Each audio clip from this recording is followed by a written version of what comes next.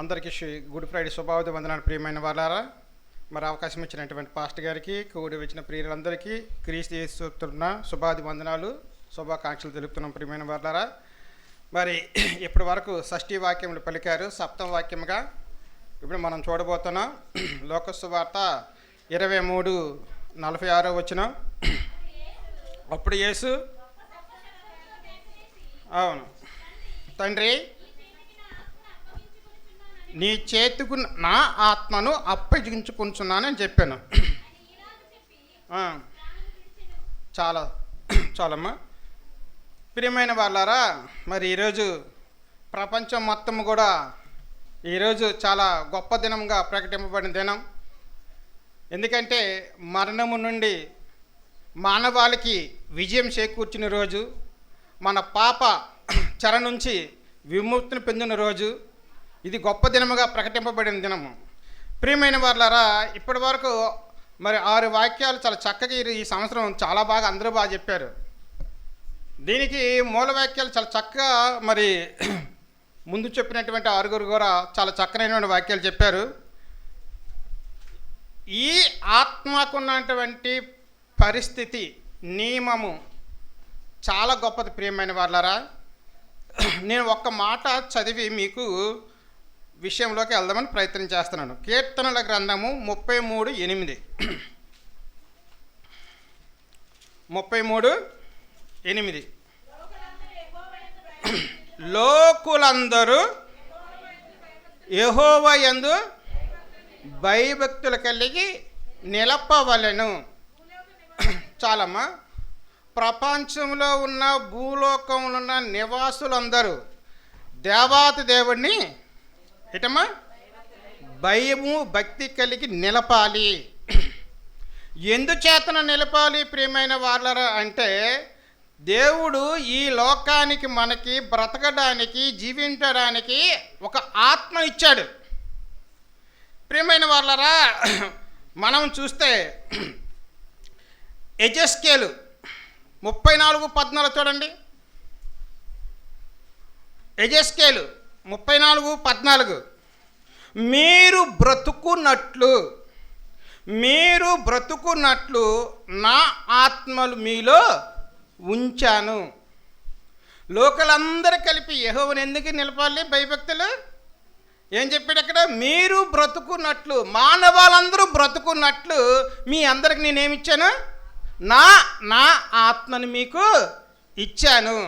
ప్రియమైన వాళ్ళారా, మీకు చెప్తాను, మానవ జన్మ నిర్మాణం. ఇదిగో దేవుడు మట్టిని తీసి ఏం చేశాడంటే, మానవ నిర్మాణం చేసేటప్పుడు జీవించడానికి తన ఆత్మనిచ్చాడు. అప్పుడు నరుడేమయ్యాడు? జీవాత్మ అయ్యాడు. మట్టిగా ఉన్న మనిషిని తన జీవింపజేయడానికి దేవుడు తన యొక్క ఆత్మని ఇచ్చాడు. నరుడుకున్న మానవాళికున్న ఆత్మలు ఎవరివంటే దేవునిది. అందుకు ఏం చెప్తారంటే సంఖ్యాకాండం 27:15లో సమస్త మానవుల ఆత్మలకు దేవా, సమస్త మానవుల ఆత్మలకు దేవా అంటే ఈ భూలోకంలో ఉన్న సమస్త మానవాళికి ఆత్మలకు తండ్రి ఎవరు? దేవుడు. సో ఈ ఆత్మకున్న గొప్పతనం మీకు అందుగా చెప్తున్నాను. దీన్ని యేసు ప్రభువుల వారు తండ్రికి తన ఆత్మ అప్పచెప్పుకుంటే దేవుడు స్వీకరించాడు. మన ఆత్మ అప్పచెప్పితే స్వీకరించగలరా? మన ఆత్మ పవిత్రంగా ఉంటుందా? అందుకే ఆత్మకి ఏం చెప్పారంటే, ఆత్మలందరికీ కర్త పరమాత్మ అంటారు. పరనగా సంస్కృతంలో పవిత్రమైన. ప్రియమైన వాళ్ళారా, ఇక్కడ మనం చూస్తే ఏం చెప్పారంటే, అందుకే దేవుడు మనకి ఏం చేస్తాడంటే సమస్త మానవాళికి ఆత్మలు ఇచ్చాడు. మీ అందరికీ తెలుసు, దేవుడు అనగా ఆత్మ, దేవదూతలు అనగా ఆత్మ, మనుషులకు కూడా ఏమిచ్చాడు? ఆత్మలు ఇచ్చాడు. కానీ ఆత్మలుగా ఉన్న మనకేం చేస్తే శరీరాలు ఉన్నాయి. ఈ శరీరాలు ధరించుకున్నాం కాబట్టి శరీరాన్ని, ఆత్మలో ఉన్న శరీరాన్ని ఏం చేస్తామంటే నిలుపుకోలేకపోతున్నాం, సరిగ్గా దాన్ని పవిత్రంగా ఉంచుకోలేకపోతున్నాం. దీనికి ఉన్న విశిష్టత చాలా గొప్పది. దాన్ని కాపాడుకోవడం ఆశా విషయం మాత్రం కాదు. కాబట్టి ప్రియమైన వాళ్ళారా, అందుకు కీర్తనకారుడు పూర్వకాలం ఉందే ఏం చెందితే తరతరముల నుండి మాకు ఎవరనుకుంటున్నారు? దేవుడు. తరతరముల నుంచి మాకు నివాసస్థలం ఏంటి? నీవే. మీరు తరతరముల నుంచి నివాసస్థలం నీవే కాబట్టి నువ్వు మళ్ళీ తరతరాల నుంచి ఎక్కడున్నావు అక్కడికి వెళ్ళాలి. అందుకే ఏం చెప్తుంటే, నరులరా కమాన్, మరలా నా దగ్గరికి రండి. ఏ కుమారుడు ఏ దేశ ప్రయాణం పోయినా తన ఇంటికి రావాల్సిందే. ఏ కుమార్తె తన దేశం పోయినా తన కుటుంబానికి రావాల్సిందే. కాబట్టి ప్రియమైన వాళ్ళారా, చాలా గొప్ప విషయం. అందుకే చెప్తున్నాను, లోకలందరూ యెహోవా యందు భయభక్తులు ఎందుకు నిలపాలంటే ఆయన ఆత్మను మనకిచ్చాడు.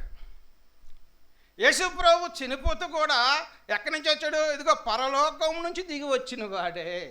మరలా పరలోకానికి వెళ్ళిన ఓన్లీ వన్ ఆయన సన్ను. తెలుసు కదా, ఈయన యందు నేను ఆనందిస్తున్నాను. ప్రియమైన వాళ్ళారా, అందుకే చెప్తున్నాను. నేను చెప్తుంటే ప్రసంగి గొప్ప చెప్తూ, ఇదిగో మన్ను అనేది మట్టికి పోతుంది. ఈ శరీరం మట్టిలో నుంచి వచ్చినాం కాబట్టి ఆత్మ ఎక్కడికి వెళ్తుంది? ఎవరు దయచేశారో వాళ్ళ దగ్గరికి పోతుంది. కాబట్టి ప్రియమైన వాళ్ళారా, ఇది చెప్తే మీకు చాలా ఆశ్చర్యమైన సంగతులు ఈరోజు ఒక 2 సంగతులు మీకు చెప్తాను నేను. మీ అందరికీ తెలిసేటంటే దావీదు మహారాజు చెప్తుంటాడు. ఇవన్నీ కూడా ఆత్మకు చెప్తూ 76 కీర్తనల గ్రంథము 6వ వచనం మనం చూస్తే ఒక చక్కని నెమ్మదైన వచనం చూద్దాం.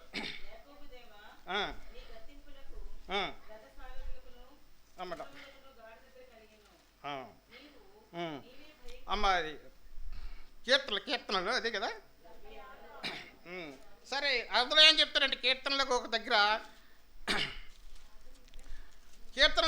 ఏం చెప్తారంటే, ఇదిగో నువ్వు ఆత్మని, దేవా నా ఆత్మను నీవు తీర్పు మార్గమునకు శ్రద్ధగా వినియున్నాను, వెతికి ఉన్నాను అంటాడు. నీవు తీర్పు దినమున నా ఆత్మ నేనేం చేస్తుందో శ్రద్ధగా వెతికి ఉన్నాను అంటాడు దావీదు మహారాజు కీర్తనలో. ప్రియమైన వాళ్ళారా, మనం చూస్తే ఈ మన ఆత్మ గురించి మనం చెప్తే ఒక మాట చెప్తాడు సామెతల్లో. క్రిందనున్న సామెతలు 15:24 చూడండి, ఒకటి మాట చూద్దాం. తప్పించుకున్నవాళ్ళని చూసారా, క్రిందనున్న పాతాళము. ఇప్పుడు పరదేశి అనే మాట జేమ్స్ గారు చెప్పారు. ఇదే లోకం భూలోకం, ఇదే లోకం భూలోకం. తప్పు చేసేటోళ్ళు అంతా ఎక్కడ ఉన్నారు? జైల్లో ఉన్నారు. చక్కగా నీతిమంతులు ఎక్కడ ఉన్నారు? భూలోకం ఇలా ఉన్నారు. అంటే ఇది భూలోకమే, కానీ భూలోకంలో తప్పు చేసేటోళ్ళు ఎంత ఎక్కడ ఉన్నారు? జైల్లో ఉన్నారు. కానీ మంచి చేసేవాళ్ళు ఎక్కడ ఉన్నారు? ఇలాగ ఉన్నారు. పాతాళమే, పాతాళంలో పరదేశంలో ప్రదేశం ఉంది.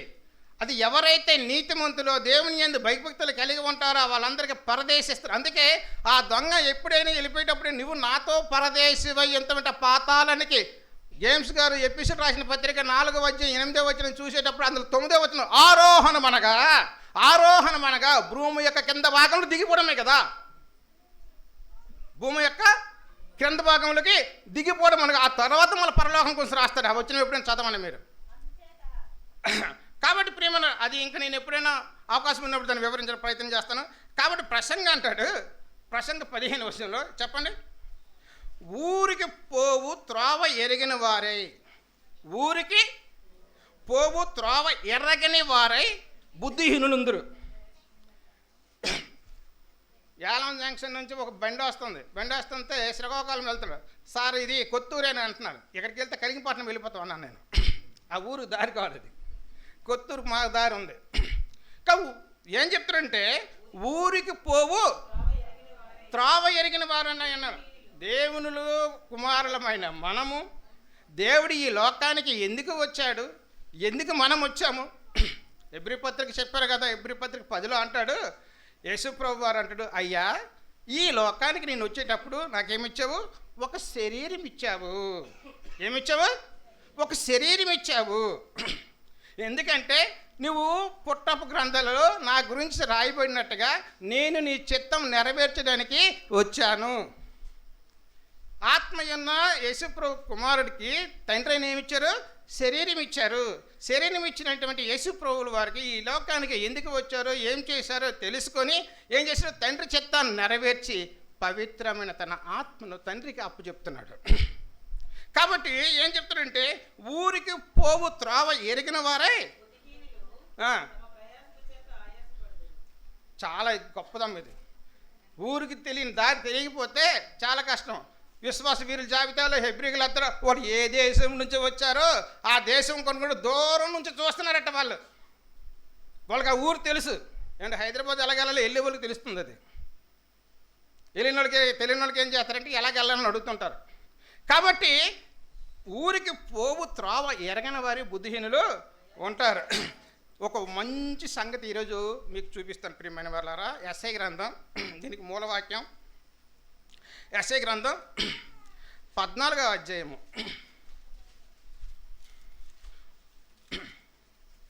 మీరు చక్కగా చదివితే చాలా బాగుంటుంది మాట ప్రియమైన వారు. ఈ మాట చూసి చాలా నాకు బాధ అనిపించింది. ఒకసారి చూడండి, నేను చెప్తాను.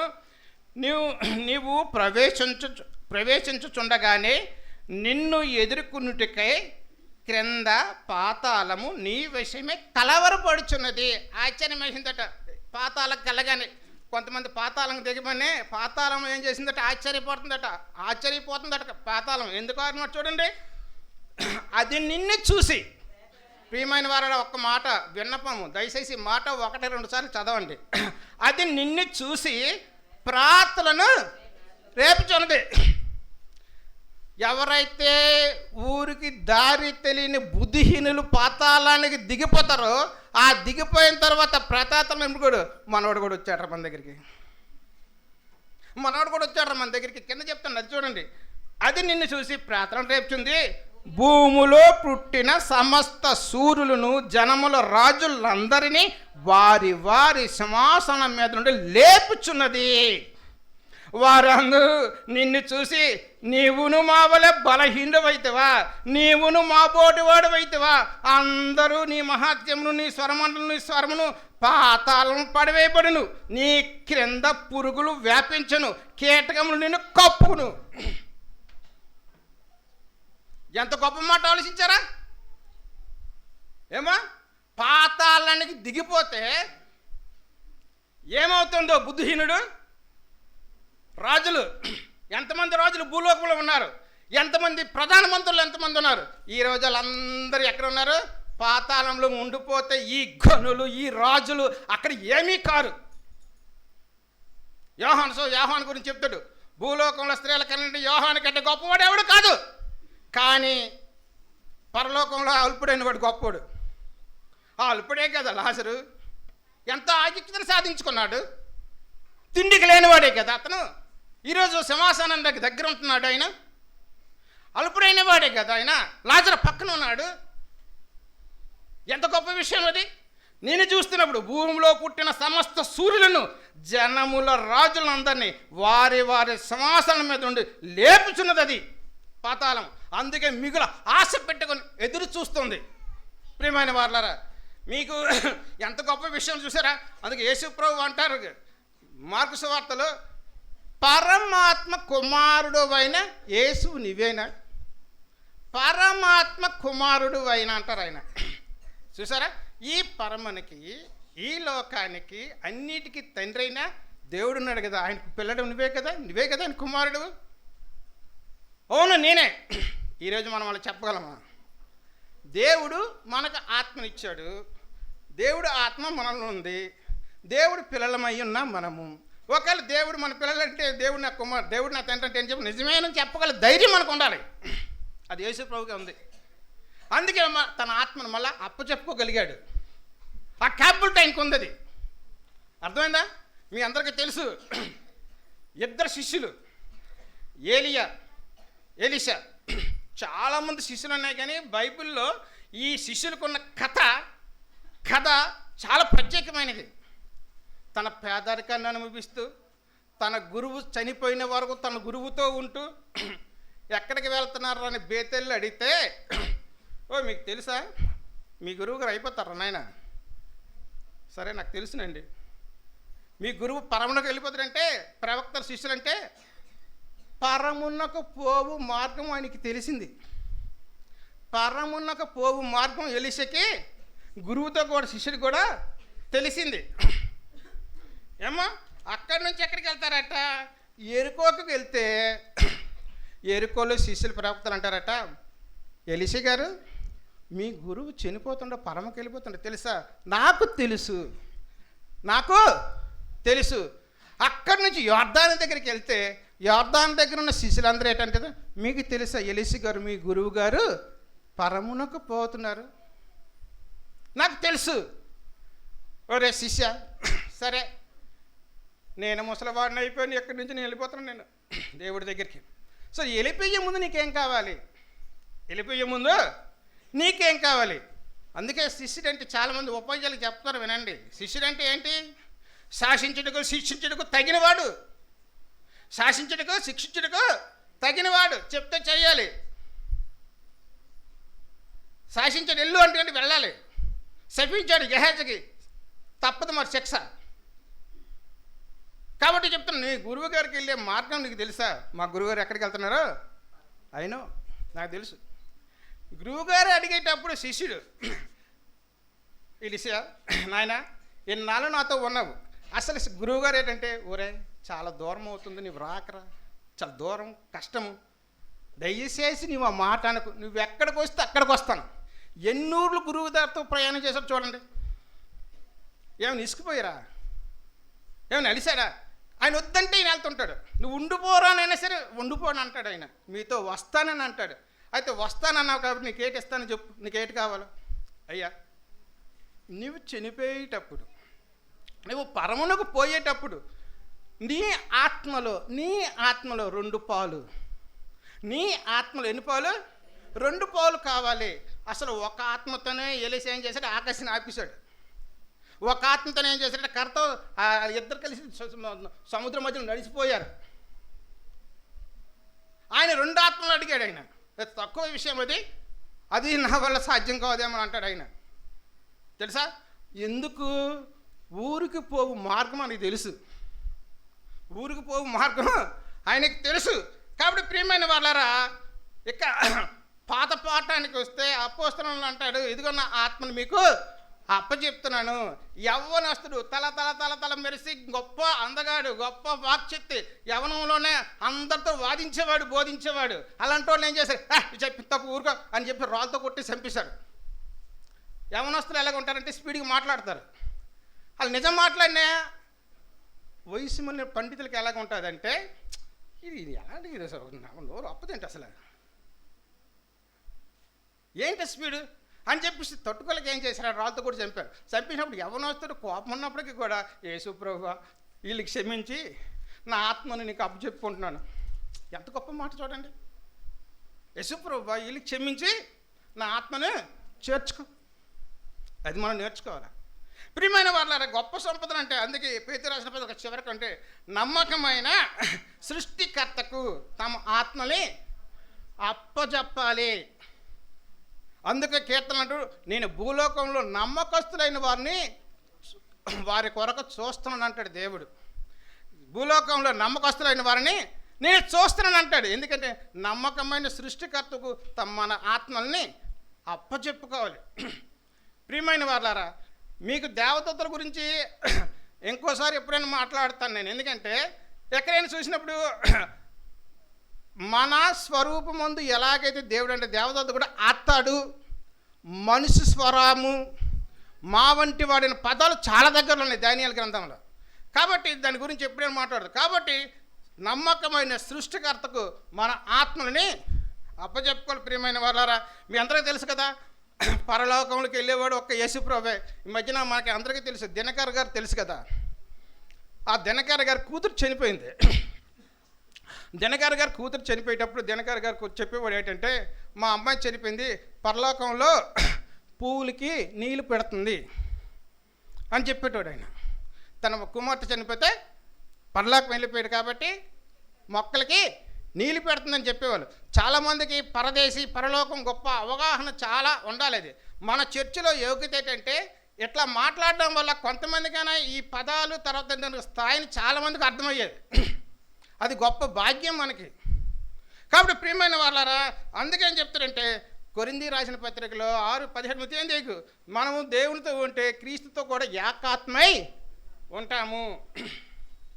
కాబట్టి ప్రియమైన వాళ్ళారా, మనము ఈ భూలోకంలోకి వచ్చి దేవునితో ఉండి దేవుని పని అప్పచెప్పింది చేసి పవిత్రంగా ఉండి మన ఆత్మలో దేవునికి అప్పచెప్పాలని మిక్కిలి వినయపూర్వకంగా కోరుకుంటూ, మరి ఈ సదావకాశం ఇచ్చినటువంటి మరి సంఘానికి, అయ్యగారికి, మీ అందరికీ కూడా ప్రత్యేకమైనటువంటి ఈ గురుటుపడి శుభాకాంక్షలు తెలుపుతూ ముగిస్తున్న. ధన్యవాదాలు.